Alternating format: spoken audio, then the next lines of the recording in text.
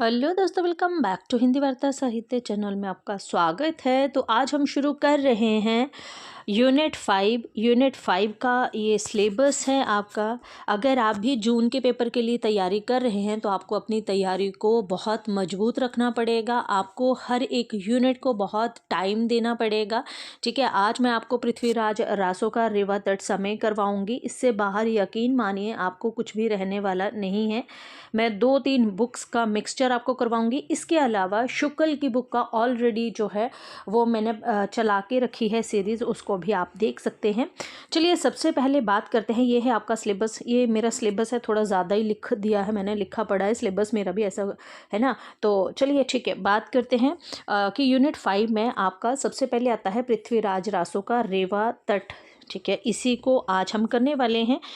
आप सबसे पहले तो देखिए, किसी भी एग्ज़ाम को करने से पहले आपको उसका सिलेबस बहुत अच्छे से कवर करना है। सिलेबस पर ही जो भी आपके कवि लगे हैं, ठीक है, उनका समय, कविताओं का प्रकाशन वर्ष जो भी है, ठीक है, वो आप देख लीजिएगा। मैंने यहाँ सब कुछ लिख दिया है। अच्छा, यहाँ पर बात करें ना, पृथ्वीराज रासो में रेवा तट समय है। ठीक है, चंद्रवरदाई के समय की बात करें तो 1148 है और एक जगह 1168 ईस्वी है, क्योंकि इनके जन्म में भी मतभेद पाया जाता है। आपके पृथ्वीराज हुए या फिर चंद्रवरदाई हुए, दोनों का ऐसा माना जाता है ना, इनकी जन्म जो था वो एक ही दिन पे हुआ था और मृत्यु भी एक ही समय पर हुई थी, है ना। तो जन्म तो दोनों का सेम है। फिर भी आप दोनों तारीखों को याद रख लीजिएगा। ठीक है, बाकी अगर एग्जैक्ट आपको भी पता हो कि 1148 है या 1168 है तो आप मुझे कमेंट में ज़रूर बता सकते हैं। ठीक है, ये भी ऑथेंटिक बुक से ही लिया है, 1148 गूगल से लिया है मैंने, दोनों को ही कवर कर दिया है यहाँ पर। ठीक है, उसके बाद यूनिट 5 में अमीर खुसरो है। ठीक है, विद्यापति की पदावली, ये आपको पता होना चाहिए। विद्यापति का समय लिखा है, कबीर हैं, कबीर का समय है, जायसी हैं आपकी, है ना, सूरदास का भ्रमर गीत, तुलसीदास का रामचरितमानस है, बिहारी का जो है वो जगन्नाथ दास रत्नाकर है। बिहारी का मैंने सभी का समय यहाँ पर ऑलरेडी लिखा हुआ है। ठीक है, मेरा काम सबसे पहले यही होता है कि मतलब सिलेबस को अच्छे से रंगीन बना दो, ताकि आपको लगे आधा काम आपका हो गया है। ठीक है, जब आप ऐसा करते हो तो आप ऐसे मान लीजिए कि आप मतलब 100 में से आपका जो 10% आप जो अपना काम कर लेते हो, है ना। फिर घनानंद कविता, आप समय देखना चाहें तो यहाँ से देख सकते हैं। उनका हमें जो है ये कविता संख्या लगी है 130। मीरा है ना। अयोध्या सिंह उपाध्याय हरिऔध का प्रिय प्रवास पढ़ना है। मैथिली शरण गुप्त का भारत भारती साकेत पढ़ना है। जयशंकर प्रसाद का आंसू और कमायनी के 3 सर्ग हैं। श्रद्धा लज्जा ईड़ा, निराला है, निराला की जूही की कली, जागो फिर एक बार, सरो स्मृति, राम की शक्ति पूजा, कुकुरमुत्ता, बांधो ननाओ इष्ठाओ बंधु, इस तरह से। ठीक है ना। सुमित्रानंदन पंत हैं, आपका जन्म 1900 में। परिवर्तन और प्रथम ऋषिमिन का हमें पढ़ना है। महादेवी वर्मा का बीन भी हूँ, मैं तुम्हारी रागनी भी हूँ, है ना। मैं नीर भरी दुख की बदली, फिर बिकल हैं प्राण मेरे, यह मंदिर दीप इसे नीरव जलने दो, द्रुत झरो जगत के जीर्ण पत्र। ये तो आपका ना इनका नहीं है। यहाँ पर सिलेबस में भी बहुत गलतियाँ हैं, है ना। ये पंत का है आपका, देखा जाए, है ना, युगांत में है ये पंत का है, इसको नोट कर लेना आप। ठीक है, मैंने वैसे लिखा भी है कि युगांत काव्य संग्रह में संग्रहित 1936 और ये पंत का है। ठीक है, तो इन्होंने बीच में ही दे दिया, महादेवी वर्मा के बीच में ही, आपको खुद इनको जो है वो मतलब अंडरस्टैंड करना है। रामधारी से दिनकर उर्वशी है। नागार्जुन का कालिदास बादल को घिरते देखा। अकाल और उसके बाद खुरदरे पैर, शासन की बंदूक, मनुष्य हूँ। सच्चिदानंद हीरानंद यानी कि अज्ञे का है। कलगी बाजरे की, यह दीप अकेला, हरी घास पर क्षण भर, असाध्य वीणा, कितनी नावों में कितनी बार। भवानी प्रसाद मिश्र का है ना। यहाँ पे मैंने इनके जन्म सबके ही लिखे हुए हैं, आप देखना चाहें तो देख लें। ठीक है, भवानी प्रसाद मिश्र का है गीत फरोज, सतपुड़ा के जंगल, मुक्तिबोध का भूल गलती, ब्रह्म राक्षस और अंधेरे में। धूमिल का नक्सलबाड़ी, मोचीराम, अकाल दर्शन, रोटी और संसद, है ना। तो ये है आपका। ठीक है, ये आप देख लीजिएगा। ठीक है, तो चलिए अब चलते हैं हम पृथ्वीराज रासो को, जिनका हमें रेवा तट समय पढ़ना है। सबसे पहले करते हैं इनकी भूमिका, है ना। तो आ जाओ फिर। चलिए, रेवा तट पढ़ने से पहले चंद्रवरदाई जिन्होंने ये लिखा है आपका, ठीक है, पृथ्वीराज रासो, है ना। अब इनको देख लेते हैं। चलिए, चंद्रवरदाई को पढ़ना इसलिए ज़रूरी है क्योंकि ऑलरेडी यहाँ से प्रश्न बन चुके हैं, है ना। मैंने मेन जो भी चीज़ें हैं बीच में हाईलाइट उनको कर रखा है। थोड़ा सा मैं इसको जूम कर देती हूँ, है ना। तो चलिए, चंद्रवरदाई के जन्म की बात करें तो इनका जन्म लाहौर में 1168 ईस्वी में हुआ है। मैंने आपको बोला कि गूगल में 1148 है और बुक में 1168 है। आप देख लीजिएगा, अगर एग्जैक्ट आपको पता है तो आप मैसेज या कमेंट ज़रूर कर देना, ठीक है ना। बाकी इनका ये तो यही रहेगा, ठीक है, इसी के आसपास 1100, है ना। रासो के अनुसार चंद्रवरदाई जो थे ये भट्ट जाति और जगात गोत्र के थे। वेरी वेरी इंपॉर्टेंट, भट्ट जाति और जगात गोत्र के थे। इनके पूर्वज पंजाब में रहते थे। चंद्रवरदाई की 2 पत्नियां थी, कमला और गौरन, ठीक है। बाकी यहाँ पे ऑलरेडी सब लिखा है, आप चाहें तो पढ़ सकते हैं, ठीक है ना। आगे चलते हैं। शुक्ल का कथन है, वेरी वेरी इंपॉर्टेंट है, कि आचार्य रामचंद्र शुक्ल ने कहा है कि चंद हिंदी के प्रथम महाकवि माने जाते हैं और इनका पृथ्वीराज रासो हिंदी का प्रथम महाकाव्य है। चंद्रवरदाई का मूल नाम वलिद्य और अन्य नाम जो है वो पृथ्वी भट्ट है। इंपॉर्टेंट पॉइंट हैं ये सारे के सारे जो मैं आपको यहाँ पर दे रही हूँ। चंद्रवरदाई का मूल नाम वलिद्य और अन्य नाम पृथ्वी भट्ट था।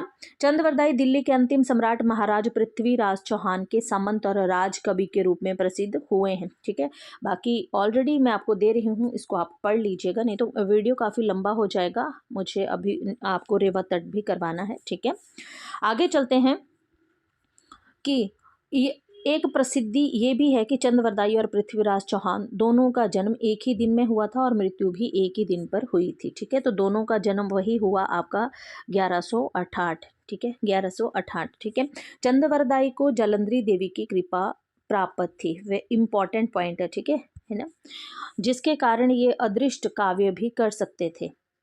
चंद्रवरदाई की प्रसिद्धि का कारण उनके द्वारा रचित 2500 पृष्ठों का ग्रंथ पृथ्वीराज रासो है।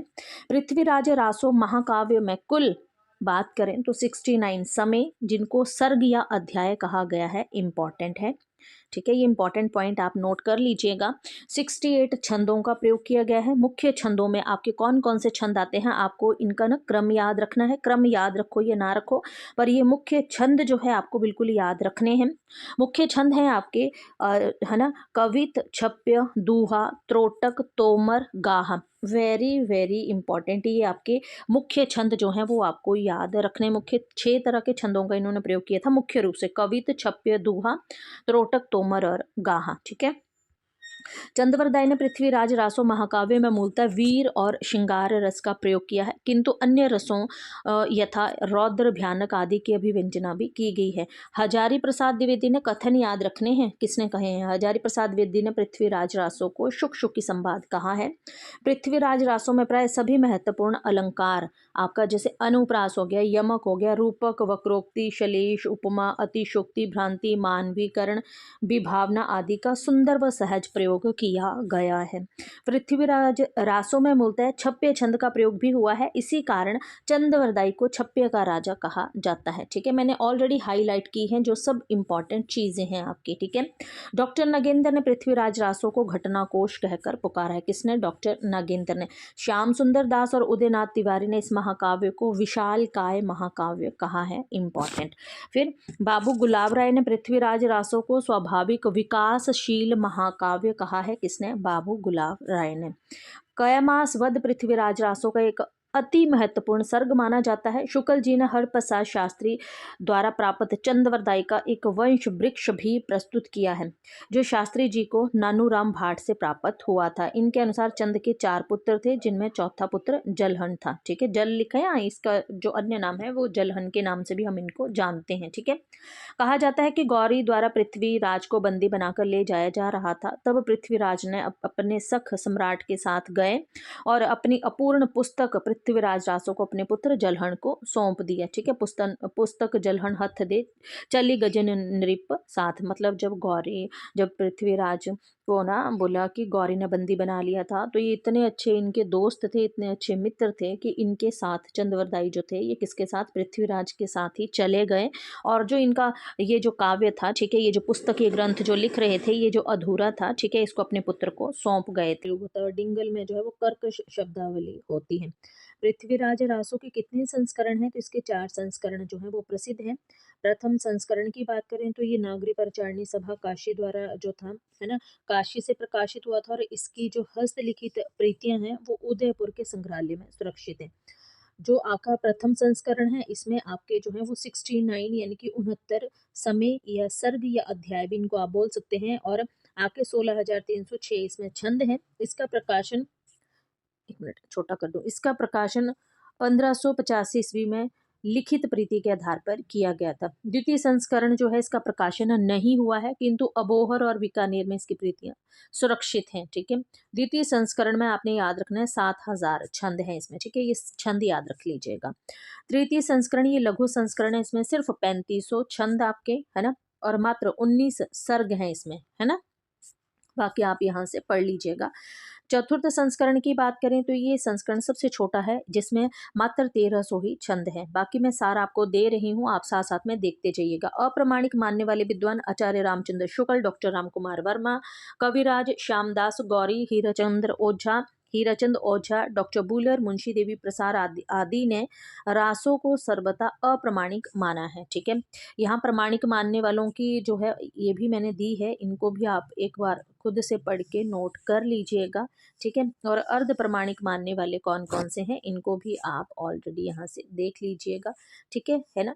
ये दशरथ ओझा मुनि जिन विजय हैं, पृथ्वीराज चौहान ने दरबारी कवि बोला, यहाँ से एक मिनट में यहाँ से पढ़ देती हूँ कि पृथ्वीराज चौहान के दरबारी कवि चंद्रवरदाई ने ही पृथ्वीराज रासो लिखा था, किंतु उसका मूल रूप आज कल उपलब्ध नहीं है ना। आप यहाँ से देखना चाहें देख सकते हैं। आगे चलते हैं।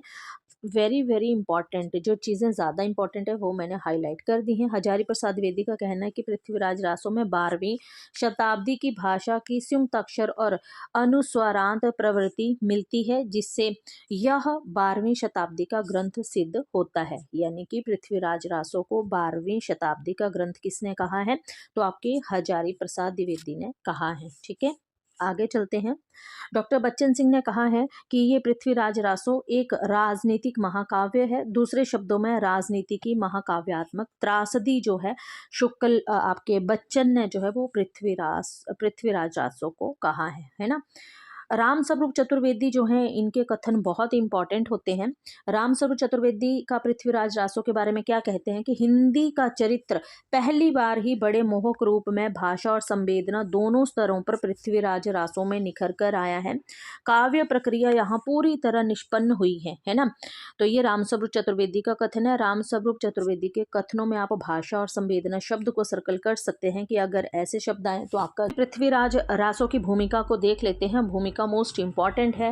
ठीक है, भूमिका को देख लेते हैं कि बंगाल और लंदन की रॉयल एशियाटिक सोसाइटी की त्रैमासिक शोध पत्रों की 19वीं सदी के विविध अंकों में पृथ्वीराज रासो, मैं पेन भी ले लेती हूँ साथ में, ठीक है, पृथ्वीराज रासो पर एक प्राच्य विदा विशारद श्री बीम्स ग्राउंड्स और डॉक्टर हार्नले के लेखों ने, ये नाम आपको नोट करने हैं। ठीक है, ये है ना, इस विषय पर लगन लगाए इन विदेशियों के प्रति श्रद्धा उत्पन्न करके हृदय में अनुराग और प्रेरणा को जन्म दिया। कलकत्ता विश्वविद्यालय के हिंदी विभाग के तत्कालीन अध्यक्ष श्री ललिता प्रसाद जी सुकुल एमए ने न केवल प्रोत्साहित किया बल्कि सारी कठिनाइयों को सदैव सुलझाते रहने का आश्वासन दिया। और उक्त विद्यालय के आधुनिक वागेश्वरी प्रोफेसर डॉक्टर निहार रंजन, ये नाम ना आपने नोट कर लेने हैं। ठीक है, नोट करके रखने हैं, आपने कॉपी साथ में रखनी है। ठीक है, बम्बई और बंगाल की एशियाटिक सोसाइटी के संग्रहालयों से रासो की प्रीतियां शीघ्र ही मेरे कार्य हेतु सेंट्रल लाइब्रेरी में संग्रहित कर दी। तब तो प्रेरणा एक निष्ठा होकर कर्तव्य बन गई। जिज्ञासा उठना स्वाभाविक था कि क्या हिंदी के लब्ध प्रतिष्ठित विद्वानों में रासो के प्रति अनुराग नहीं, या वे संकोच अथवा किसी अवज्ञावश उसको साधारण पाठकों के लिए बोध गम्य नहीं बनाना चाहते। इतिहास की कसौटी पर खरा ना उतरने के कारण साहित्यों की इस महाकाव्य के प्रति दुविधा अपेक्षा तो कुछ समझ में आई, परंतु साहित्य की इस अनुपम पैतृक संपत्ति पर स्वाभाविक अनुराग होते हुए भी उनके मौन में संकोच निहित देख पड़ा। आगे बढ़कर आलोचकों का लक्ष्य कौन बने? मैं नींव का एक तुच्छ पत्थर हूँ जो पृथ्वी के अंतराल में गड़ा रहता है। ये इंपॉर्टेंट आपकी लाइन। अरे यार, अच्छा, मैंने आपको क्या बोला कि आपका ये इम्पोर्टेंट है, ये वाली लाइन आपकी वेरी वेरी इंपॉर्टेंट है, ठीक है ना? कि मैं नींव का एक तुच्छ पत्थर हूँ जो पृथ्वी के अंतराल में गड़ा रहता है तथा जिसकी ओर सहसा किसी का ध्यान नहीं जाया करता, परंतु उसकी भीत पर विश्व को चकाचौंध में डालने वाले भव्य प्रसाद का निर्माण होता है। कथन कहाँ से लिया गया है? पृथ्वीराज रासो की भूमिका से ये आपका कथन है, इसको आपने याद रखना है, ठीक है ना? उसके बाद आगे चलते हैं कि उसी आगामी ताज की प्रतीक्षा में रासो के रेवा तट का अपना प्रथम प्रयास में बाणी के हिंदी उपासकों को सादर अर्पित कर रहा हूँ, है ना। चलिए रेवा तट समय की थोड़ी सी व्याख्या को देख लेते हैं। रेवा तट सर्ग की कथा क्या है? पृथ्वीराज चौहान के सेनापति हैं चामुंड राय, ठीक है। कौन है? चामुंड राय। देवगिरी को जीतने के बाद, किसको जीता था? देवगिरी को। देवगिरी को जीतने के बाद कवियों ने पृथ्वीराज चौहान के कीर्ति का व्याख्यान किया। एक दिन चामुंड राय ने पृथ्वीराज से कहा कि रेवा यानी कि नर्मदा नदी, ठीक है, कि रेवा नदी के तट पर ऐरावत हाथी के समान बहुत से हाथी पाए जाते हैं, अतः आप रेवा तट पर शिकार खेलने चलें, है ना। उकसा दिया पृथ्वीराज को। किसने? चामुंड राय ने, ठीक है, क्योंकि देवगिरी को जीत के आए थे। अब पृथ्वीराज चौहान ने कवि चंद से पूछा कि ये देवताओं के वाहन पृथ्वी पर कैसे आ गए? कवि चंद बरदाई ने उत्तर दिया कि हे महाराज, हिमालय के पास एक बहुत बड़ा वट वृक्ष था जो कि 100 योजक तक फैला हुआ था। एक दिन हाथियों ने विचरण करते हुए उस वृक्ष की शाखाएं तोड़ी और ऋषि दीर्घ तपा का आश्रम भी उजाड़ दिया। कौन से ऋषि की बात की गई है? ऋषि दीर्घ तपा की बात की गई है, ठीक है, याद रखना है आपने, है ना। इस बात से क्रोधित होकर ऋषि ने मंदात हाथियों को श्राप दे दिया। इस कारण हाथी तब से गतिविहीन हो गए हैं। तब मनुष्यों ने उन्हें अपनी सवारी बना लिया, है ना। कभी मतलब श्राप दिया, है ना, कि हाथियों को श्राप किसने दिया था, है ना, मंदात हाथियों को श्राप किसने दिया था? तो याद रखना है ऋषि दीर्घ तपा ने, ठीक है ना, क्योंकि उनका आश्रम उजाड़ दिया था इसलिए उन्होंने उनको श्राप दे दिया था। तब से वो गतिविहीन हो गए, तो उनको पता ही नहीं लगता था जाना कहाँ है, और मनुष्यों ने भी उनको अपनी सवारी बना लिया। कवि चंद ने आगे बताया कि अंग देश के एक वन में लोहिताक्ष सरोवर पर, कौन सा सरोवर है? आपको याद रखना है, लोहिताक्ष सरोवर, ठीक है, पर उन श्रापित हाथियों का झुंड क्रीड़ा करता था। उसी वन में पालकव्य ऋषि रहते थे जिनकी हाथियों से अत्यंत जो थी वो प्रीति थी, ठीक है। आपने 2 ऋषि, मंदात ऋषि और पालकव्य ऋषि, ठीक है, याद रखने हैं, है ना। ये मैंने आपको ऊपर बता दिए, सॉरी मंदात नहीं, ये ऋषि दीर्घ तपा, ठीक है, ऋषि दीर्घ तपा, एक आपने इनको याद रखना है, ठीक है, एक आपने इनको याद रखना है, और दूसरे पालकव्य ऋषि, ठीक है ना। कि उसी वन में पालकव्य ऋषि रहते थे जिनकी हाथियों से अत्यंत प्रीति थी। राजा पृथ्वीराज ने पूछा कि हे कविराज, उन ऋषि की हाथियों से इतनी प्रीति का क्या कारण था? कवि ने बताया कि एक बार महर्षि को घोर तपस्या में रत देखकर देवराज इंद्र डर गए, और उनकी तपस्या को भंग करने के उद्देश्य से उन्होंने रंभा अप्सरा, रंभा क्या है? ये अप्सरा का नाम है, रंभा, ठीक है, रंभा को ऋषि के पास भेजा। ऋषि ने क्रोधित होकर रंभा को हाथिनी होने का श्राप दे दिया। एक दिन सोते हुए एक मुनि का वीर्यपात हो गया, ठीक है। हाथिनी कौन बनी थी? रंभा जो थी ये श्राप से हाथिनी बन गई थी, ठीक है ना, याद रखना है। एक दिन सोते हुए मुनि का वीर्यपात हो गया जिसे हाथिनी ने खा लिया और पालकव्य मुनि का जो था वो जन्म हुआ, ठीक है। आपको पता लगा पालकव्य मुनि का जन्म कैसे हुआ है ना। पालकव्य मुनि इसी कारण हाथियों से प्रीति रखते थे। पालकव्य ऋषि और वे श्रापित हाथी एक दूसरे से बड़ी प्रीति रखते थे। एक दिन उस वन में राजा रोमपाद, राजा कौन आए थे? राजा रोमपाद शिकार खेलने आया और हाथियों को पकड़कर चंपापुरी ले गया। हाथी पालकव्य से बिछुड़ने के कारण दुबले पतले होते चले गए। उनके दीर्घकाय शरीर जो थे वो कृशकाय हो गए। फिर पालकव्य ऋषि वहां आए और उनकी काफी सेवा शुश्रा की। कोमपल, पराग, पत्ते, छाल, शाखाएं आदि खिलाकर ऋषि ने उन्हें स्वस्थ कर दिया, जिससे सभी हाथी पुनः हष्टपुष्ट हो गए। कवि चंद का हाथियों के विषय में ये वृतांत सुनकर राजा पृथ्वीराज को बड़ा हर्ष हुआ। तभी चामुंड राय ने पृथ्वीराज से कहा कि हे राजन, रेवा तट पर बड़े दांतों वाले हाथियों के साथ साथ मार्ग में सिंह भी मिलेंगे, आप उनका भी शिकार कर सकते हैं। चामंड राय ने आगे कहा कि वहाँ पहाड़ों और जलाशयों पर कस्तूरी मृग, कबूतर व अन्य पक्षी भी रहते हैं और दक्षिण दिशा का सौंदर्य तो और भी अवर्णनीय है। ये सुनकर पृथ्वीराज ने सोचा कि मेरे वहाँ जाने से जयचंद को तो ईर्ष्या होगी, साथ ही स्थान भी रमणीक है ना। अतः चौहान ने रेवा तट की ओर जो है वो प्रस्थान कर दिया। वहाँ से सभी राजाओं ने पृथ्वीराज का स्वागत किया, है ना। और दिशा कौन सी बताई मैंने आपको? दक्षिण दिशा, ठीक है। दिशा कौन सी है? दक्षिण दिशा है, इसको याद रखना है, ठीक है। अब पृथ्वीराज ने भी वहां खूब शिकार का आनंद लिया। उसी समय लाहौर के शासक चंद पुंडीर दाहिम, ठीक है, किसका? चंद पुंडीर दाहिम का पत्र मिला, जिसमें लिखा था कि शहाबुद्दीन गौरी ने चौहान पर आक्रमण करने के लिए एक बड़ी सेना तैयार कर ली है ना। क्योंकि पृथ्वीराज चौहान पर कौन आक्रमण करने वाला था? शहाबुद्दीन गौरी, ठीक है ना। अब चंद पुंडीर के पत्र को पढ़कर चौहान लाहौर की ओर चल पड़े। पृथ्वीराज ने सभी सामंतों से मंत्रणा करके गौरी से युद्ध करने की घोषणा कर दी कि चलो कोई ना आ रहा है तो हम भी युद्ध कर लेते हैं।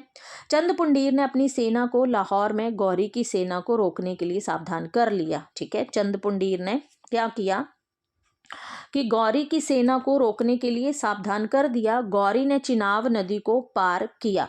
कौन सी नदी? चिनाब नदी, है ना। और आपने एक पहले भी आपने जो है वो एक नदी पढ़ ली है, ठीक है। तो दोनों को ही आपने याद करना है ना। दोनों को याद रख लेना है, ठीक है। अब जहां उसका मुकाबला चंदपुंडीर से हुआ, चंदपुंडीर ने अपने 5 वीरों के मरते ही गौरी के सामने आत्मसमर्पण कर दिया, है ना। इसके दोस्त थे ना ये, किसके? आपके जो पृथ्वीराज थे उनके दोस्त थे चंदपुंडीर। अब अपने दोस्त के पास पहुंचने से पहले ही चंदपुंडीर ने अपनी सेना को जो था वो गौरी को रोकने के लिए चिनाब नदी पर भेज दिया था, है ना। पर चंदपुंडीर के जो सैनिक थे उनमें से 5 वीर मर गए, तो अब चंदपुंडीर भी डर गया, इसलिए उसने गौरी के सामने जो था वो आत्मसमर्पण कर दिया। तभी चौहान के दूतों ने उसे बताया कि तातार मारूफ खां गौरी का प्रधान सेनापति था ये, ठीक है। कौन था? गौरी का प्रधान सेनापति कौन था? तातार मारूफ खां, ठीक है, याद रखना है ना। अब बोला कि तातार मारूफ खां लाहौर से केवल 5 कोस की दूरी पर ही है ना। अब जो आपके पृथ्वीराज के जो मतलब दूत थे ना, उन्होंने बताया कि मारूफ खां जो है वो लाहौर से केवल 5 कोस की दूरी पर ही है। याद रखना कितनी कोस? 5 कोस की दूरी पर ही है। यह सुनकर पृथ्वीराज ने गौरी की सेना पर आक्रमण कर दिया। जयसिंह, चंदपुंडीर, कुरम्भ, आहुट, लखन, लोहाना आदि बहुत से वीर मारे गए। 4 दिन तक युद्ध निरंतर चलता रहा। कितने दिन तक युद्ध चलता रहा था? ठीक है ना। ये याद रखना है, मैं हाईलाइट इसलिए कर रही हूँ कि आप लिख पाओ, ठीक है, कि 4 दिन तक युद्ध निरंतर चलता रहा। चौथे दिन चौहान के एक योद्धा गुज्जर ने गौरी को पकड़ लिया। गौरी को किसने पकड़ा था? गुज्जर ने, ठीक है ना। सुल्तान गौरी को हाथी पर बांधकर दिल्ली ले गया। वह 1 माह और 3 दिन पृथ्वीराज की कैद में रहा। गौरी कितने दिन तक? 1 माह और 3 दिन तक पृथ्वीराज की कैद में रहा। शहाबुद्दीन के अमीरों ने पृथ्वीराज से गौरी को छोड़ने के लिए विनती की और दंड स्वरूप क्या क्या दिया? 9000 घोड़े, 700 ऐराकी घोड़े, 8 सफ़ेद हाथी, 20 ढली हुई ढालें, गज मुक्ता और अनेक माणिक्य जो थे ये पृथ्वीराज को दिए, ठीक है। किसने? जो आपके गौरी के जो मतलब अमीर लोग थे, उन्होंने कि भाई हमारे दोस्त को छोड़ दे, ये सब ले ले, ठीक है ना। तत्पश्चात पृथ्वीराज चौहान ने गौरी से संधि कर ली और पहिना उड़ाकर उसे उसके घर भेज दिया। आपने देखा था कि जब PY को सॉल्व किए हैं ना, जब हम एक सीरीज जो चला के रखी है उसमें ये आपके ऑलरेडी आया हुआ है, ठीक है ना। अब रेवा तट सर्ग की कथा बोला यहीं पर समाप्त हो जाती है। चलिए देखते हैं इसमें आने वाले जो कुछ स्थान हैं वो कौन कौन से हैं। उल्लिखित स्थानों की बात करें तो आपका जो है वो आपका जो है कन्वज यानी कि कन्नौज, गजनी यानी कि अफगानिस्तान, ढिल्ली यानी कि दिल्ली, देवगिरी, लाहौर, ठीक है। इन स्थानों का जिक्र आपका जो है वो पृथ्वीराज रासों में हुआ है। रंभा तथा मेनका ये क्या थी? ये 2 अप्सराएं थी, ठीक है। रंभा और मेनका ये 2 अप्सराएं थी के मध्य संवाद का उल्लेख भी किया गया है। इसमें प्रयुक्त छंद कौन कौन से हैं, है ना। हमने बोला कि इसमें जो है प्रयुक्त छंद दोहा, कवित, अरिल, गाथा, साटक, कुंडलियां, छंद कंठ शोभा है, भुजंगी है, छंद दंडमाली है, छंद मोतीदाम है, छंद रस वाला है ना, ये सभी छंदों का प्रयोग किया गया है। पृथ्वीराज रासो के सारे छंद जिन्हें चंद्रवरदाई ने कवित की संज्ञा दी थी वे छंद ग्रंथों में दिए हुए कवित के लक्षणों से नहीं मिलते हैं, क्योंकि वे कवित हैं ही नहीं, वे छप्पे हैं। 17वीं शताब्दी से पहले छप्पे जो था ये कवित नाम से ही प्रसिद्ध था। रेवा तट की कुछ महत्वपूर्ण पंक्तियां भी यहाँ पर जो है वो दी गई हैं। देवगिरी जीते सुभट आयो चामुंड, है ना, तो आप यहाँ से पहचान सकते हो, देवगिरी हो गया, चामुंड हो गया, है ना, ये ठीक है ना। इसमें आपको याद रखना है कि ये जो पंक्तियां हैं ना, यहाँ से याद करने वाली चीज़ क्या है, इसमें दोहा का प्रयोग हुआ है। ठीक है, बिंदु ललाट प्रसेद करथो शंकर गजराज, अगर ऐसा पूछ लिया जाए कि निम्न में से, है ना, किसका प्रयोग किया गया है, तो इसमें कवित, ठीक है, कवित में जो है ये पंक्तियां लिखी गई हैं, कवित का प्रयोग इन पंक्तियों में हुआ है। ठीक है, इसी तरह से जो इम्पोर्टेंट थी वो मैंने आपको दे दी। इसके अलावा कुछ 1-2 और हाईलाइट पॉइंट करवा देती हूँ आपको। ठीक है, अच्छा, ये कुछ इम्पॉर्टेंट है, यहाँ से इनको नोट कर लीजिएगा। क्या कि मंगल ग्रह को जो है वो क्रूर और बलवान बताया गया है। ठीक है, पृथ्वीराज रासों में ये जो रेवा तट है आपका, ठीक है, इसमें मंगल ग्रह को क्रूर और बलवान बताया गया है। सेनापति जो जैत की अध्यक्षता में चौहान की सेना चक्रव्यूह बनाकर लड़ रही थी। पृथ्वीराज चौहान की तरफ से कौन कौन लड़ रहा था? पृथ्वीराज चौहान की तरफ से लाहौर के शासक चंदपुंडीर, चित्रांगी, रावर, है ना, समर सिंह जैत पवार, भट्टी, हुसैन खां सोलंकी, माधव राय, जय सिंह, गरुआ गोविंद आदि लड़ रहे थे। और मोहम्मद की तरफ से तातार मारूफ खां, ये कौन थे? ये इनके सेनापति थे। ठीक है, ये गोरी के सेनापति थे, याद रखना है। ठीक है, के अलावा अन्य यवन भी लड़ रहे थे। चंदपुंडीर के मारे जाने पर भी उसका कवच कितने समय तक या कितने पल के लिए खड़ा रहा था? तो 5 पल तक जो था वो खड़ा रहा था, है ना। लक्ष्मण के शव को लेने के लिए कौन आता है? तो लक्ष्मण के शव को लेने के लिए महामाया यानी कि एक आपकी अप्सरा जो है वो आती है। ठीक है, उसके अलावा ये भी याद रखना है, राम और रावण जैसा युद्ध करने वाले योगी जंघारा भी इस भीषण युद्ध में मारा गया था, है ना। लंगा और लंगरी राय भी सामंतों के साथ मारे गए थे। गौरी के हाथी के घुसने से चौहान की कितनी सेना दबकर मर गई थी? तो चौहान की 213 सेनाएं दबकर मर गई थी, है ना। गौरी ने 7 बाण धनुष पर चढ़ाए, ये भी आपने याद रखना, मैंने हाईलाइट कर दिया है इन सब चीजों को, आप इनको देख सकते हैं। ठीक है, हुसैन खां युद्ध भूमि में मारा गया, है ना, ये इंपॉर्टेंट आपकी लाइन देख लीजिए। गौरी और निसूरती खां को बंदी बना लिया तथा उसे हाथी में बांधकर दिल्ली ले जाया गया। वहाँ कितने दिन वो बंदी रहे ये आपने देख लेना है। ठीक है, फिर हमने ये बात कर ली है कि संपूर्ण रेवा तट पर रेवा तट प्रसंग में कवि चंद्रवरदाई ने छंदों में दूहा, कवित, छप्य, अरिल, कुंडलियाँ, छंद, कंठ शोभा, साटक, भुजंगी, छंद, दंडमाली आदि का प्रयोग किया गया है। दोहा में क्या है आपका, ये याद रखना, ये इंपॉर्टेंट है। दोहा जो होता है ये एक मात्रिक छंद होता है, 13 और 11 इसमें मात्राएं होती हैं, ये मात्रिक छंद होता है दोहा। कवित की बात करें हम, ठीक है, तो कवित में यह इतना कुछ खास बताया नहीं गया, आप देख लेना इसको, है ना। ये याद रख लेना है कि जो दंडमाली है, ठीक है, ये हरि गीतिका या महासरी छंद को दंडमाली छंद कहा जाता है। इसके प्रत्येक चरण में 16-12 की यति से 28 मात्राएं रहती हैं। ठीक है ना, 16, 12 और 28 मात्राएं रहती हैं। उसके अलावा आप ये याद रख लेना, ये जो है आपका मोतीदाम छंद 13 मात्राओं वाला, ये वार्णिक छंद है। कई बार ऐसे पूछ लिया जाता है कि आपके जो है वो कौन कौन से छंद हैं, ठीक है ना। इसमें 256 मात्राएं आपकी होती हैं। बाकी आप पढ़ना चाहें तो ऑलरेडी आपको PDF यहाँ पे दी गई है। ये रेवा तट में कुछ महत्वपूर्ण पद हैं जो कि मैंने आपको बता दिए गए हैं। इसमें आपको पता है कि दोहा का प्रयोग हुआ है, ठीक है, इसमें आप देख लेना। हिमाचल उपकंठ ये इंपॉर्टेंट है। कोपर पराग ये भी आप देख लेना, है ना। और श्रोत भूय गौरीय वर भर बज्जाई, तो ये कुछ इम्पॉर्टेंट चीज़ें थी जो कि मैंने आपको साथ में ही हाईलाइट करवा दी हैं। ठीक है ना। तो चलिए, हमारा पृथ्वीराज रासो का रेवा तट समय यहीं पर ख़त्म होता है।